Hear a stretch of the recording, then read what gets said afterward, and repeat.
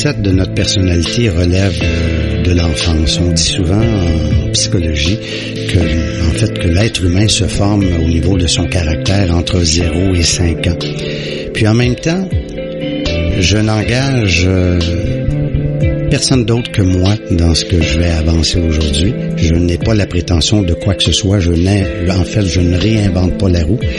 Mais je suis de ceux qui croient que au moment où je suis arrivé dans ce monde, dans cette incarnation présente, puis je suis pas ésotérique pour autant, mais je suis ouvert. Je pense que toutes les probabilités peuvent exister. Il faut garder l'esprit ouvert. Et dans mon esprit ouvert à moi, ce qu'il y a de profond à l'intérieur de ma carrosserie qui est mon corps, le moteur de ce qui m'anime, de mon hypersensibilité, de ma profondeur et de mon cheminement, je pense que ça relève de ce qu'on appelle souvent l'âme.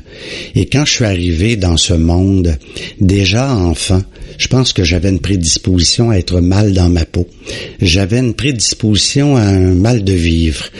Naturellement, c'est au fil du temps, c'est au fil des ans, c'est au fil des événements que l'on découvre qu'on est comme un pas pareil comparativement à notre environnement, comparativement à un autre. On sait aussi que quand vous observez un petit enfant qui a 5 ans, 6 ans, 7 ans, moi je n'ai pas eu d'enfant, mais j'observe, on se rend compte que tu en as un qui est déjà assis à l'intérieur de lui-même. Quand je dis « il », c'est petit garçon comme petite fille. Puis tu vas en avoir un autre juste à côté qui est plus agité, plus perturbé, qui demande plus d'attention, qui monopolise justement l'attention de tous autour parce qu'il en a grandement besoin, parce que c'est en même temps jamais suffisant. Ne peut pas s'arrêter un seul jouet. A besoin de courir dans toutes les directions pour attraper je ne sais trop quoi. Et moi, déjà enfant, je pense que j'avais déjà un petit trou béant qui allait s'agrandir avec le temps, avec les années. Du plus loin que je me souvienne, même à l'école primaire, j'étais pas le genre à jouer aux récréations avec le groupe. J'ai jamais été ce qu'on appelle un gars de gang. Je suis aujourd'hui immensément sociable. Je suis très ouvert aux gens. J'aime découvrir les gens. J'aime explorer. J'aime finalement découvrir et me découvrir à travers les autres. Mais si on se rapporte à déjà quand je suis enfant, j'ai une tendance à être un solitaire. J'ai une tendance à déjà m'évader à travers mes rêves éveillés. J'ai une tendance à jouer seul pendant des heures avec tout mon imaginaire. Et ça, je m'en souviens comme c'était hier. Il y a des gens qui ont eu des enfances parfois difficiles, des enfances abruptes, des enfances où ils ont été malmenés. Ce n'est pas mon cas. Par contre, la perception de 1, 2, 3 enfants dans la même famille, souvent tu en as un pour le même environnement qui va avoir été comme malheureux là-dedans ou qui va avoir eu l'impression d'avoir été laissé pour compte ou qui va parfois avoir l'impression d'avoir été mal aimé ou qui va avoir l'impression, dans certains cas, d'avoir été rejeté. Alors que l'autre, dans une même famille, dans un même environnement, a une perception complètement tout autre. Mais c'est comme ça chez nous, comme ce fut le cas pour bien des familles québécoises où on dit que une grande majorité, ou du moins plusieurs, sans généraliser, sont dysfonctionnels. C'est-à-dire que les parents arrivent avec leur bagage, arrivent avec le meilleur d'eux-mêmes, mais n'ont pas de mode d'emploi de comment composer avec diverses âmes, aussi différentes les unes que les autres. Et moi, finalement, dans cette enfance-là, ce qui en ressort de plus beau, de plus magique, ce sont mes grands-parents. Ma mère était fille unique, mais ses parents, surtout sa mère, aura été la femme de ma vie. Celle qui m'aura fait sentir comme correcte. Parce que si ton parent a été immensément gâté et privilégié, dans une époque où les gens avaient 10, 12 enfants ou 7, 8, etc., et que toi, ta mère, n'avait qu'un seul enfant, n'était que seule comme enfant, voulais-je dire, bien, c'est pas la même dynamique. Elle est habituée à avoir ce qu'elle veut. Elle est habituée à commander. Elle est habituée à claquer des doigts, de façon de parler, et à obtenir ce qu'elle veut. Donc, moi, je me suis senti, au fil du temps, je l'ai découvert, comme sa propriété. C'est-à-dire que j'ai eu une fusion, je dirais, toxique, un cordon ombilical en acier inoxydable, probablement parce que j'étais candidat à la dépendance. Et on va le voir au fil de mon cheminement qui ressort dans mon livre autobiographique qui s'appelle Le Saboteur. On va voir que des gens autour de moi considéraient que j'avais le potentiel, que j'avais le charisme, que j'avais l'intelligence qui faisait en sorte que j'étais peut-être prédestiné à un avenir lumineux, reluisant, ou du moins, c'est toujours très relatif, le succès, parce que le succès, c'est peut-être d'abord et avant tout de s'affranchir de ses souffrances intérieures. Je pourrais dire maintenant, à 62 ans, que je viens de pénétrer dans le meilleur de ma vie, et que ma vie est en train de devenir un succès parce que je me suis affranchi d'énormément de souffrances, d'énormément de mal de vivre, d'énormément d'obsession de vouloir mourir. Mais avant d'en arriver là, il y a tout un cheminement qui fait que ce que je crois, moi personnellement, c'est que tu as déjà des prédispositions quand tu es enfant. Tu as déjà ce mal-être qui fait que, il me semble que on t'aime jamais suffisamment. Il me semble qu'on t'accorde jamais suffisamment d'attention. Il me semble que en même temps, t'es le chaud, le froid. En même temps, t'es le noir, le blanc. Je réalise avec le temps, dans mon cheminement un jour, que je suis excessif, que je suis de tendance extrémiste, que je suis de tendance à ne pas avoir le sens de la mesure, parce que ma personnalité est flamboyante, parce que ma personnalité, c'est en fait le tout ou le rien. Le jamais ou le toujours, je veux tout ou je veux rien. Alors, avant d'en arriver à une espèce d'équilibre, d'aplanir justement ce déséquilibre émotif, ce désordre de ta personnalité, ça prend une grande partie de ta vie. Il faut avoir exploré, il faut avoir frappé des murs, il faut s'être trompé, mais tout le monde, à quelque part, apprend.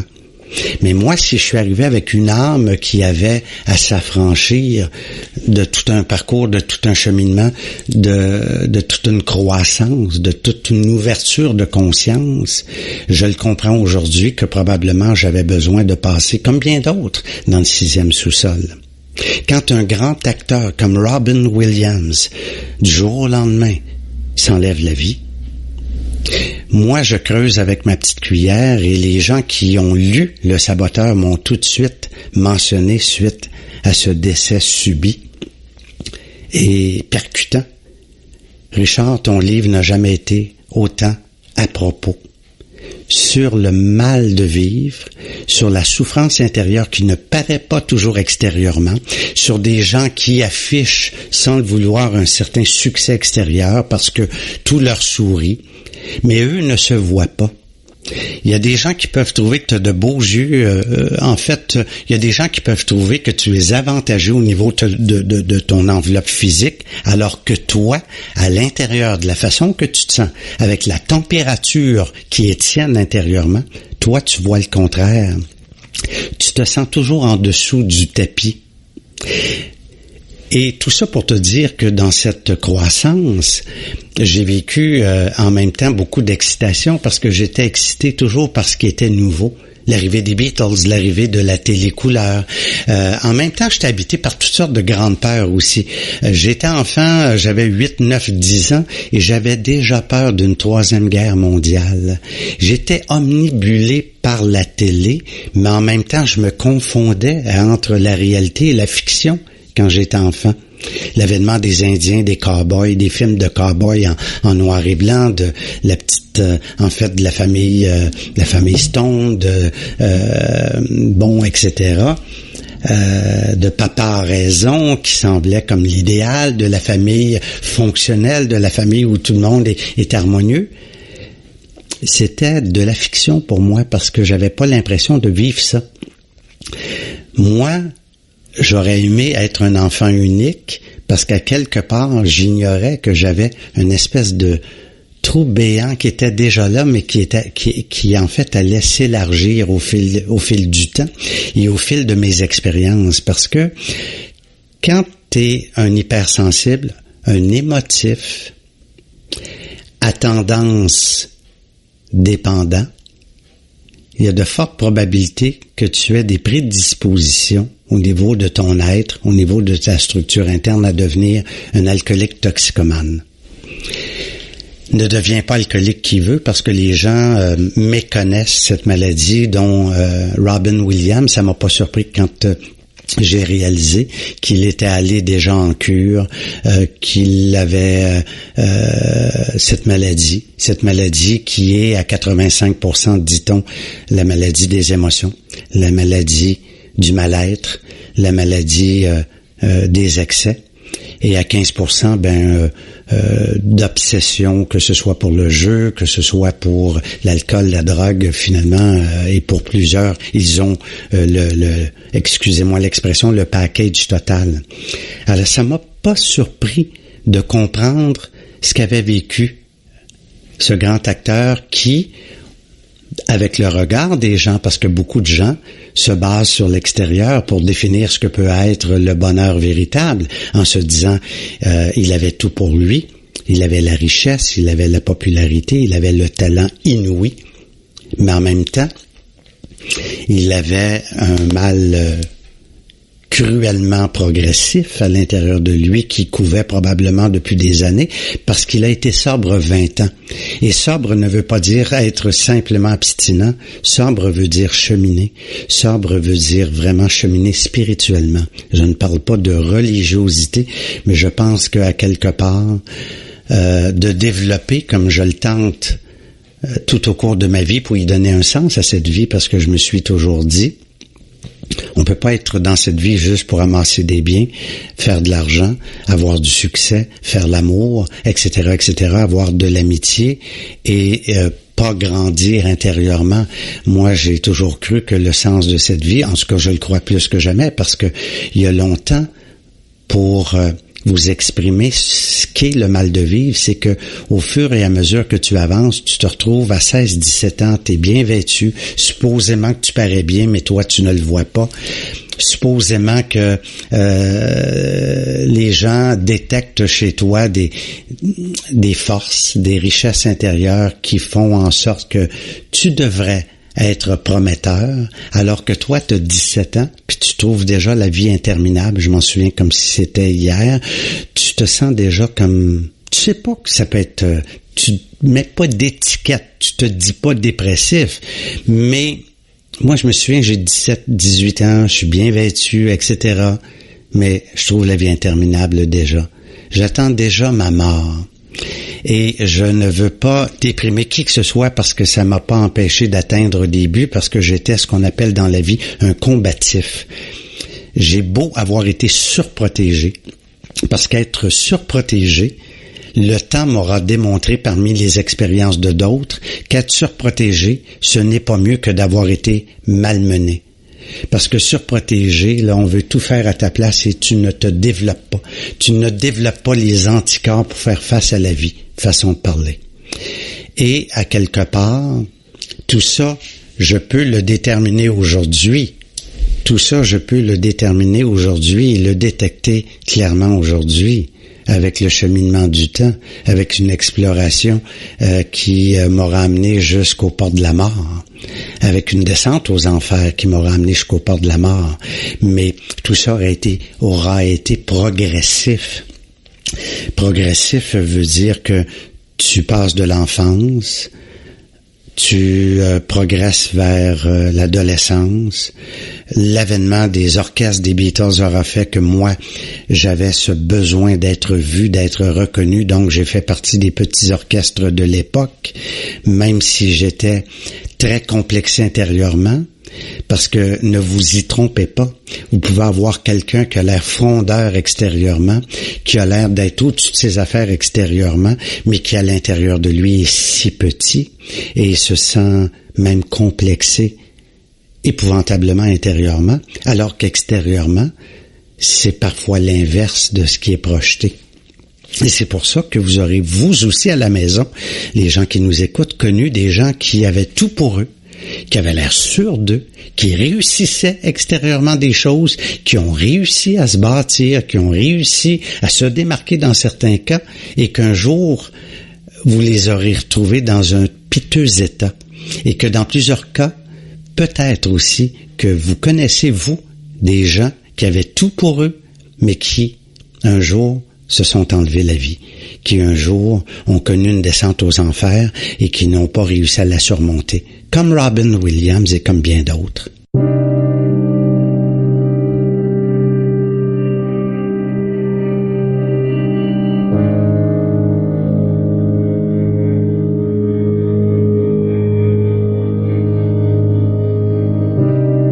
Ça m'a pris du temps à concevoir et à comprendre quelles étaient mes forces véritables. Je les connais maintenant, même si j'ai des doutes encore. Mais c'est bon d'être habité par des doutes parce que tu ne prends jamais rien totalement pour acquis.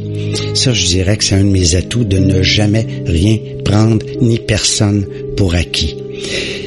Sauf que, à quelque part, est arrivé effectivement ce moment percutant dans ma vie d'avoir été placé pensionnaire à l'âge de 13 ans dans un collège où il y a eu des abus, dans un collège où il y avait des pédophiles, dans un collège où c'est grâce à ma grand-mère qui m'a cru que j'ai réussi à en sortir, dans un pensionnat qui a fait en sorte que à 13 ans, je suis devenu rebelle plus que jamais, je suis devenu rempli de ressentiment. Je suis devenu habité par une volonté ferme de me venger un jour, de faire sauter ce pensionnat-là un jour quand je serai assez grand. Tout a basculé à l'intérieur de moi. L'enfance était déjà chose du passé.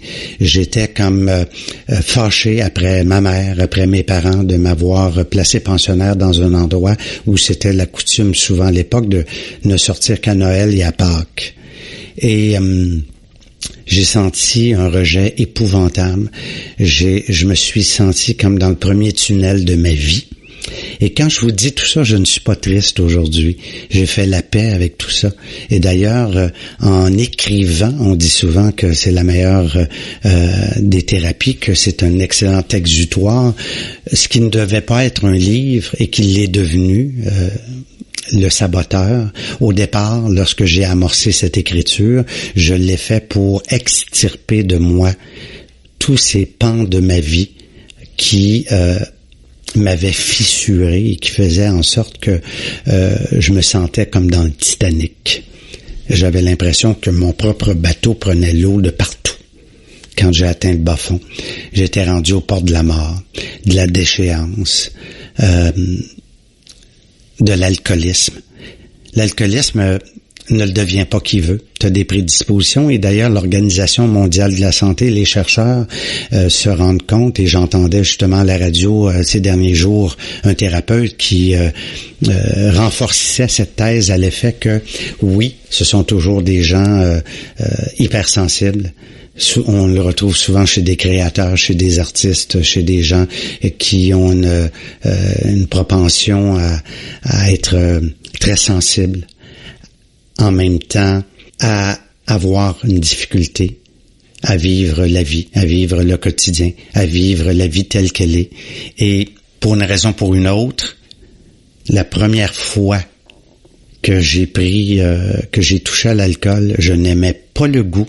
Je n'ai jamais dégusté de ma vie. Je ne connais pas ça. J'avais commencé avec le pot, l'acide avant parce que c'était exploratoire pour moi. Je ne savais pas que j'avais besoin de me fuir. Je ne savais pas que le mal qui grandissait en moi me propulsait vers la recherche d'une potion magique qui, je pensais, m'amènerait à devenir Batman, alors que finalement, c'est illusoire et qu'au début, dans la première phase, ce n'est que du plaisir, et soudainement, du petit gars pogné, coincé avec des nœuds intérieurs, tu deviens celui qui est capable d'aller inviter la petite fille à danser, parce que normalement, tu ne te vois pas, donc tu es très complexé, et tu as une piètre opinion de toi-même.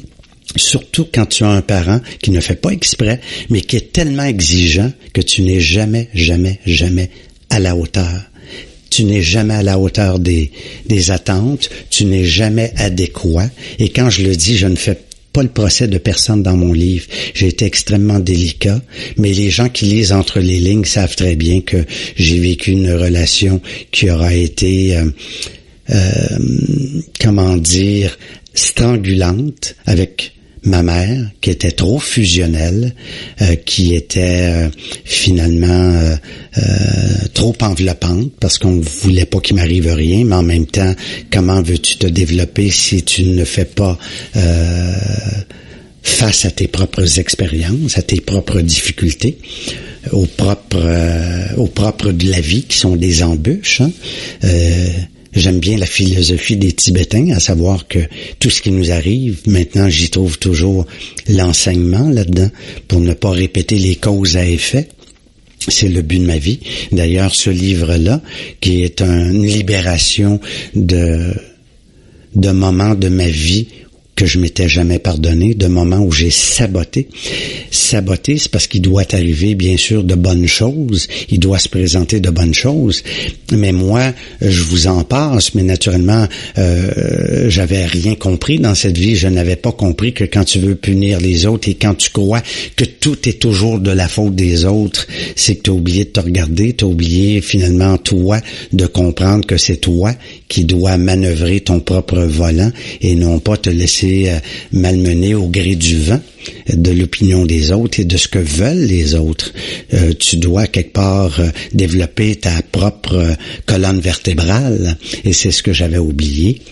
Alors, j'avais l'impression, moi, d'être personne longtemps. J'avais l'impression de ne pas habiter ce corps. J'avais l'impression qu'il y avait quelque chose de profond qui m'animait, mais qui ne concordait pas avec la vie telle qu'on la connaît, l'aspect terrestre. C'est comme si j'avais aimé peut-être rester dans une autre dimension, ça existe. Si je promenais d'une autre dimension parce que mon âme avait été créée, mais avait peut-être vécu d'autres parcours, eh bien, c'est comme si j'avais refusé soudainement celui-ci. Mais ça, c'est une théorie qui vaut ce qui vaut. C'est-à-dire que je ne trouverai peut-être jamais la réponse à partir de cette vie-ci de mon conscient, mais je pense qu'au-delà de mon cerveau, parce que je fais une distinction entre mon cérébral, mon intelligence et ce qu'il y a de profond en moi que j'appelle l'âme, sans mettre d'étiquette que je ne veux vendre à qui que ce soit, ben mon livre raconte plein de situations là où je vais flirter avec le succès. Parce que semble-t-il que j'ai du talent. Mais je ne le sais pas. Je suis au secondaire, je joue de la trompette, je joue des claviers, je me distingue, je suis le chaud et le froid, rappelez-vous. Je suis les antipodes. Alors, autant que je suis sauvage et que je me retire et que je me renferme dans mon coin, ou autant que j'ai comme besoin des fois d'une forme d'exhibitionnisme pour qu'on me voie, pour qu'on m'aime, pour qu'on m'admire, puis que je suis prêt à n'importe quoi pour attirer l'attention. Je suis les antipodes, les extrêmes à cette époque-là.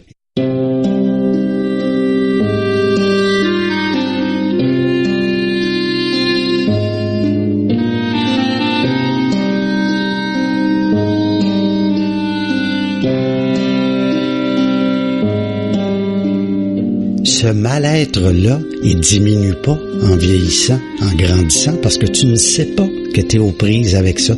Tu sens juste que tu n'es jamais totalement adéquat. Et à quelque part, tu as toujours l'impression que tu ne fais jamais partie d'aucun groupe. Sauf que tout à coup, tu te fais un ami ou deux. Mais tu sens que ton grand-père semble aimer plus ta sœur que toi. Tu penses que même chez toi, que t'es le mouton noir, alors qu'un jour, on t'apprend, ta sœur t'apprend un jour, ben non, t'as toujours été le favori. Elle a toujours parlé de toi là, de façon dithyrambique aux autres. Mais face à toi, et Dieu sait que des gens qui nous écoutent en ce moment, vous le savez, vous à la maison, hein, combien de filles ont maille à partir avec leur mère qui ont une difficulté d'entente? Combien de gars sont le favori de la maman? Combien de filles sont la favorite de papa? Mais qu'en même temps, avec un des deux parents, parfois c'est plus abrupt. Moi, je viens d'une génération où les pères étaient plus absents. C'était le pourvoyeur. C'était celui qui était plus silencieux. C'était celui qui laissait la mère élever les enfants et que la mère devenait le boss. Et quand on dit que le Québec regorgeait de matriarcat, je suis de ceux qui le croient et c'est pas péjoratif. Moi, j'avais abandonné les études pour punir mes parents parce que je suis passé du cours classique à plus rien après la 12e année, après le secondaire. Alors qu'au secondaire, ce qui m'intéressait, c'était de prendre des capes d'acide, puis c'était de faire de la musique, puis c'était de m'habiller de façon parfois exagérée pour provoquer, ou encore dans mes propos. Plus ça allait, plus je devenais des fois un petit peu provocateur. Mais en même temps, tu ne deviens pas abject du jour au lendemain. Tu ne deviens pas acide et mal à un point que tu détruis tout autour de toi du jour au lendemain. Non. C'est progressif. Il y a comme une première phase où tu goûtes pour un alcoolique toxicomane en puissance, c'est progressif. L'alcoolique, c'est pas celui qui boit du matin au soir comme on le croit. Ça peut en venir à ça parce que c'est progressif, mais c'est celui ou celle qui ne sait pas qu'un premier verre est un déclencheur qui fait que toi, qui es un buveur social, qui ne sera jamais alcoolique, après un troisième verre, tu dis « j'en ai assez, j'ai plus soif ». L'autre, lui, le premier verre vient d'ouvrir la vanne qui fait que la cascade est sans fin, qui fait en sorte que même après avoir, excusez-moi l'expression, après avoir vomi, va encore avoir soif. C'est sans fin. Ne boira jamais comme un buveur social par dégustation. Ne connais pas ça. Recherche rapidement l'effet. La personnalité change du tout rapidement. Sauf que dans la première phase, ta personnalité, moi, c'était de faire rire, de tout à coup d'être capable d'aller inviter quelqu'un à danser, de faire le clown, d'être celui que je ne suis pas, de devenir Batman. Et dans la deuxième phase, bien, moi, un jour, je suis retourné aux études parce que je suis un être influençable, parce que je suis un être hyper orgueilleux, parce qu'un jour, quelqu'un que tout le monde déteste, parce que moi, je vais toujours du côté de celui qui est seul et non pas du groupe. Moi, si le groupe met quelqu'un de côté, c'est vers le quelqu'un qui est à côté. Et aujourd'hui, je suis encore comme ça, c'est-à-dire que je vais donner des nouvelles à des gens qui en arrachent, et puis ceux que je sais qui sont dans le succès, que ça va bien, puis qui font partie de mes bonnes connaissances, je les dérange pas pour rien. Mais quand je sais que tu es livré à toi-même, que ça va pas bien, que tu as perdu ton emploi, ou qu'il se passe des choses qui font que, à quelque part, tu as une tendance à pas trop te révéler, moi, j'essaierai pas de t'extirper de force, quoi que ce soit. Mais je vais te faire sentir que je suis là. Je vais te faire sentir que je suis solidaire. Je vais te faire sentir... Et ça, c'est en moi depuis toujours. Je suis celui qui ne va pas vers le groupe. Je vais vers celui qui est tout seul sur son île.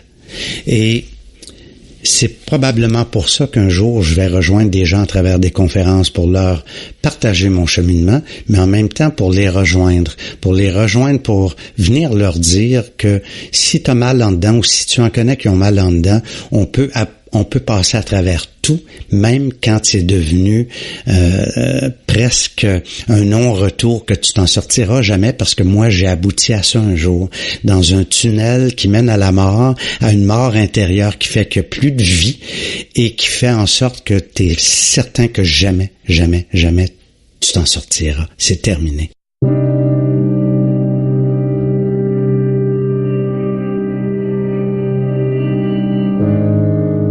Des gens qui ont connu la descente aux enfers et qui un jour cheminent et qui un jour s'en sortent et qui un jour commencent à rapiécer tout ce qui a été déchiré, se rendent bien compte que souvent les gens qui ont fait le plus de mal, à commencer par soi-même, ce sont les gens dans notre environnement immédiat, ceux qui croyaient en nous maintes fois.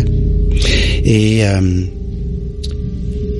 là, je m'en viens destructeur à un point tel que celui qui est mon patron de l'époque, lui, m'a fait sentir comme un moins que rien souvent, mais subtilement, parce que c'est un alcoolique lui-même. Il a l'effet de miroir. Et là, pas bien dans ma peau, je me suis mis à avoir des obsessions d'assassiner ce fameux... Puis je suis pas un être violent généralement, mais j'étais devenu violent verbalement. J'étais devenu quelqu'un d'autre complètement. J'étais devenu quelqu'un là que ça va pas. j'étais devenu quelqu'un, là, à l'intérieur duquel il n'y avait que de l'acide. J'étais je dirais, embué, mais imbibé de poison. Et là, j'entrais dans la troisième phase. J'étais entré dans la phase où il n'y a plus rien de drôle, il n'y a plus rien qui t'intéresse, il n'y a plus rien qui te sourit, il n'y a plus rien qui fonctionne, il n'y a plus de monde autour, il n'y a plus personne qui croit en toi. Toute ta vie est à l'envers. Tout est à l'envers. Les huissiers commencent à se présenter pour toutes sortes de raisons, parce que t'as pas payé plein de choses, de tickets, etc. T'es devenu un irresponsable. Et là, on parle d'un gars qui est dans la vingtaine avancée, qui approche les 29 ans, là où la vie commence, là où finalement toutes les portes devraient s'ouvrir. Là, t'as palpé la radio majeure, tu n'y es plus.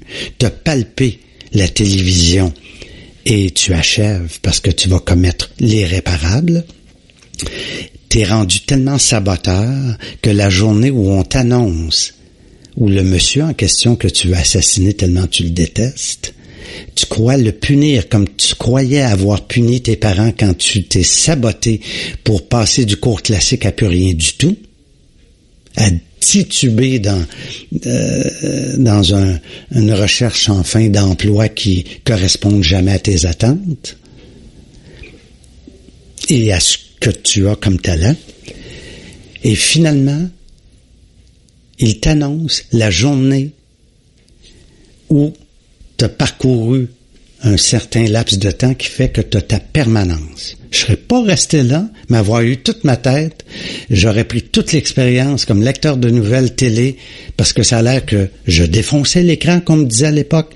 J'aurais accédé aux ligues majeures avec les contacts, les gens que j'avais connus déjà à Montréal à l'époque, avoir été un être équilibré, sensé, en possession de lui. Pas parfait, peut-être, oui, mais avec une structure quand même organisationnelle et interne normale. Il m'annonce que je deviens permanent puis que je vais hériter d'une émission d'affaires publiques. Le seul souvenir que j'en ai, je le regarde puis je lui dis « Fuck you ». Monsieur, madame, j'ai 62 ans bientôt. C'est juste depuis que Le Saboteur est sorti en janvier dernier que je me suis pardonné ça. Parce que je m'étais inscrit aussi en droit à l'Université de Sherbrooke entre-temps parce que je me cherchais. Je m'étais présenté là en fanfaron, en m'en foutant, avec l'attitude qui était mienne à ce moment-là, avec un gars qui n'a plus de boussole, qui n'a plus de GPS, qui n'a plus le sens de la mesure, qui n'a plus le sens de la réalité, qui est complètement entré dans un capharnaüm, qui est entré dans une phase quasi terminale où ça va mal finir, avec un accident de voiture ou autre. Comme il y en a souvent chez des gens comme moi, et qui est un suicide déguisé. J'ai été admis en droit. Je suis passé devant un comité de sélection de 3 avocats. Et en droit, j'ai jamais été à un de mes cours à jeun.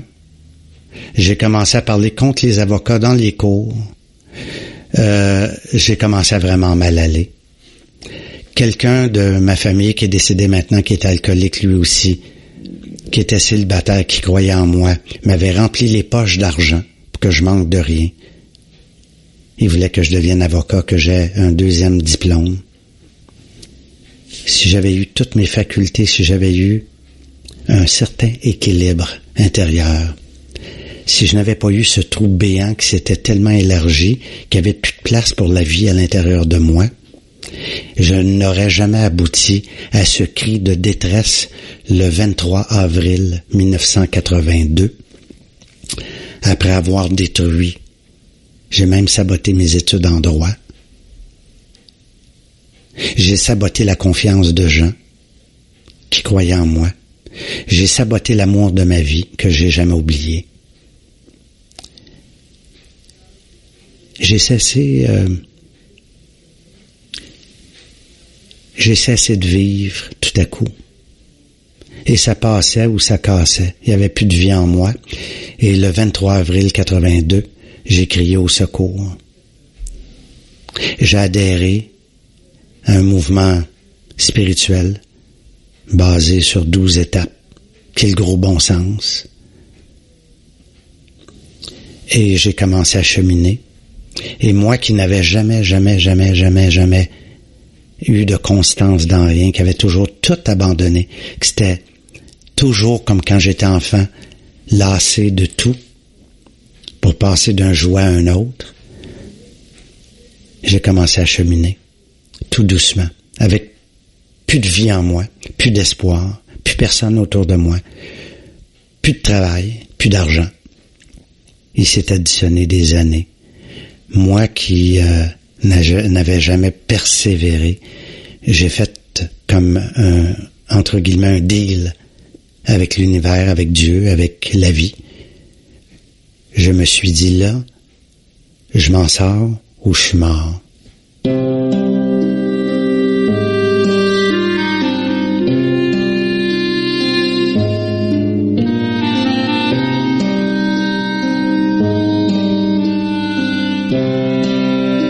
Moi, sans avoir été Robin Williams, je comprends comment ce qui s'est senti pour en arriver à s'enlever la vie. Un oncle s'est enlevé la vie dans mon cas, un beau-frère s'est enlevé la vie dans mon cas, mon neveu, à qui est dédié mon livre, est disparu aussi à 31 ans. Et sous-jacent ça, il y a toujours un grand mal de vivre. De gens qui pourtant avaient du bagou dans la vie, avaient du charisme dans la vie, avaient de la volonté dans la vie.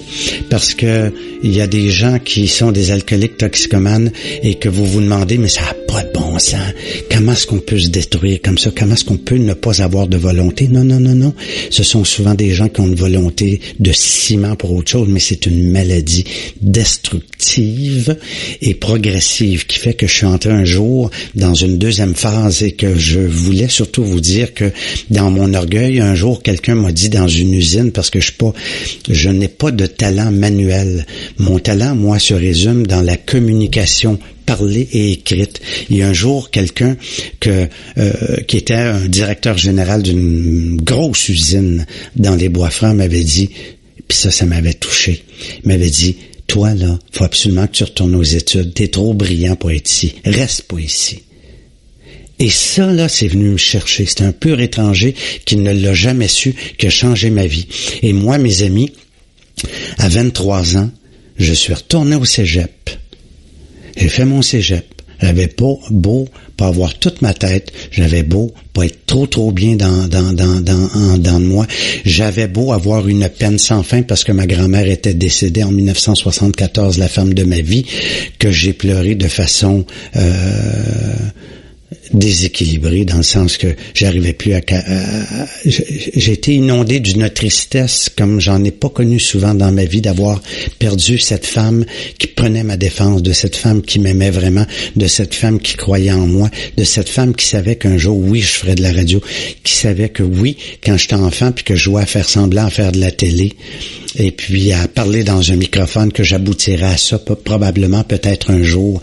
Et effectivement, je faisais rire de moi à cette usine-là quand je rêvais à voix haute, parce qu'on me disait souvent, même mes parents, ma mère disait, arrête de rêver à voix haute, garde-le pour toi, ça n'a pas de bon sens tout ce que tu nous dis.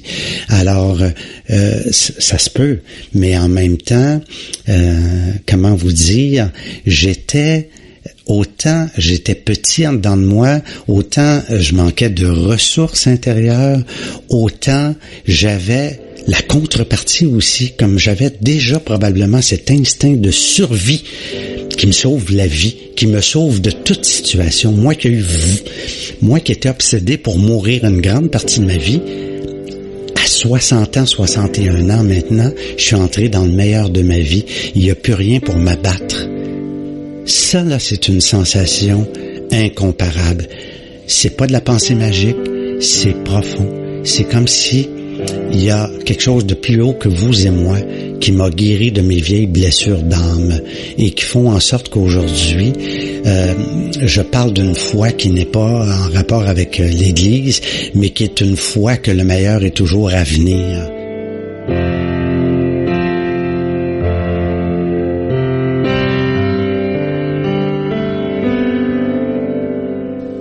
Je suis toujours demeuré vigilant depuis 32 ans. Je suis sobre, sans médication, sans alcool, sans drogue.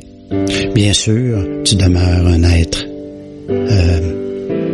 à tendance démesurée et je suis devenu de plus en plus équilibré au fil du temps, de la persévérance, de la croissance intérieure, des prises de conscience, de gens qui m'ont partagé leur propre expérience, à travers la simplicité qui a commencé à s'infiltrer en moi, au lieu de toujours la complexité, au lieu de toujours frapper des cul-de-sac parce que je veux aller trop vite, parce que je veux toujours couper au plus court.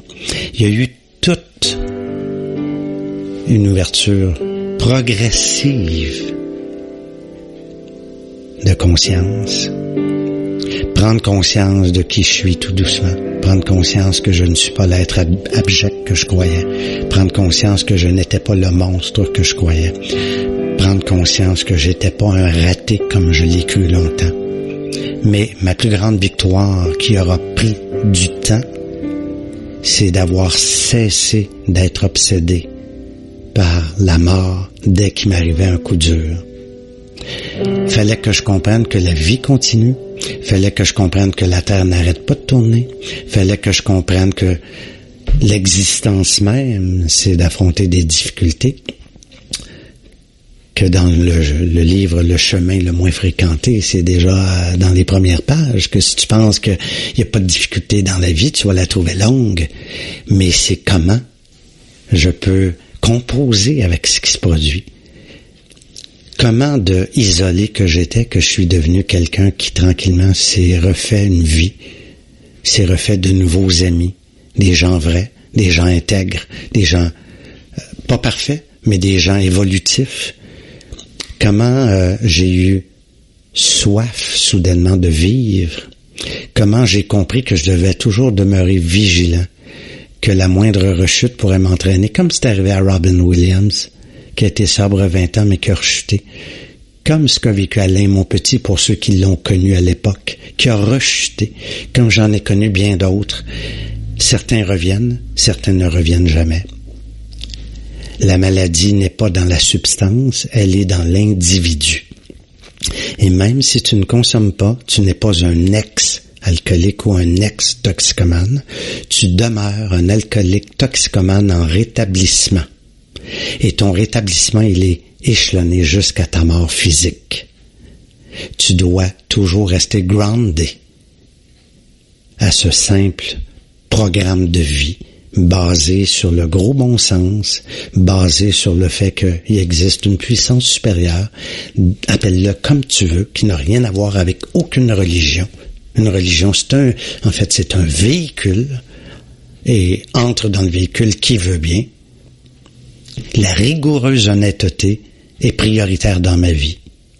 De partager, d'accueillir les autres, d'aller vers des gens, non pas parce que je suis un missionnaire ou que je suis mieux qu'un autre, mais le temps a façonné celui que j'étais probablement véritablement dans le meilleur de moi, à l'intérieur de moi, dans mon âme. C'est ça qui a pris de plus en plus d'espace pour remplir le trou béant qui n'est plus là. Ça ne veut pas dire que tu ne nourris pas parfois des anxiétés. Ça ne veut pas dire que tu n'es pas inquiet. Ça ne veut pas dire que tu ne vis pas d'insécurité. Ça ne veut pas dire que tu es toujours au beau fixe. Ça ne veut pas dire que tu es parfait. Non. Mais tu es en constante évolution. Tu ne me répètes pas 10 fois, ni même 2 fois, de ne pas refaire ce qui ne doit pas être refait, pour ne pas répéter les causes à effet, tout simplement. C'est comme si il y a des antennes de discernement qui ont commencé à s'allonger et à te permettre de décoder le vrai du faux. Enfin, j'ai perdu cette espèce de réflexe de préférer la mort à la vie. C'est formidable maintenant de sentir que j'ai peut-être une mission dans cette vie et que l'intuition, pour moi, je n'engage personne en disant ça, c'est peut-être ce qu'on doit écouter le plus, cette espèce de petite voix là, ce feeling profond qu'on appelle l'intuition, là, qui te guide et dont quelqu'un m'a déjà dit, c'est l'anonymat de Dieu.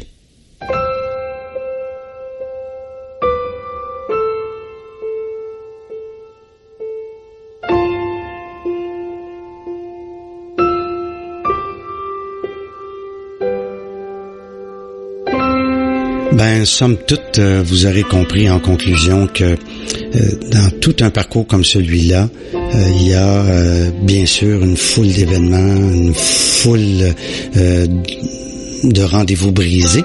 Mais ce qui en ressort aujourd'hui, c'est comme d'avoir découvert que le meilleur s'en vient. Et tout le temps, à part ça, de découvrir que, de savoir ce qu'on veut moins, ce qui est important, ce qui l'est moins, de plein de matériel qui était autrefois requis pour que j'aie la sensation d'exister, qui n'est plus nécessaire, d'être arrivé à cette simplicité volontaire pour laquelle j'ai opté, j'ai adhéré. Ça, c'est formidable. On parle souvent de miracles. Moi, je pense que mon plus grand miracle, c'est de dire oui à la vie, de dire oui à une mission sans prétention, de partager avec les gens, d'accueillir les gens, de leur dire, une radio comme Radio Conscience qui m'accueille aujourd'hui, parlez-en autour de vous, dites-le que ça existe, partagez le lien, partagez vous aussi vos détresses, partagez vos inquiétudes, partagez. C'est le meilleur exutoire, la meilleure façon de ne pas se sentir seul. Et la meilleure façon aussi de se sentir quelqu'un pour quelqu'un, parce qu'on ne sait jamais à quel point, quand on ouvre une porte, qu'on peut laisser pénétrer de la lumière pour quelqu'un d'autre aussi. Je vous remercie infiniment de m'avoir accueilli chez vous aujourd'hui.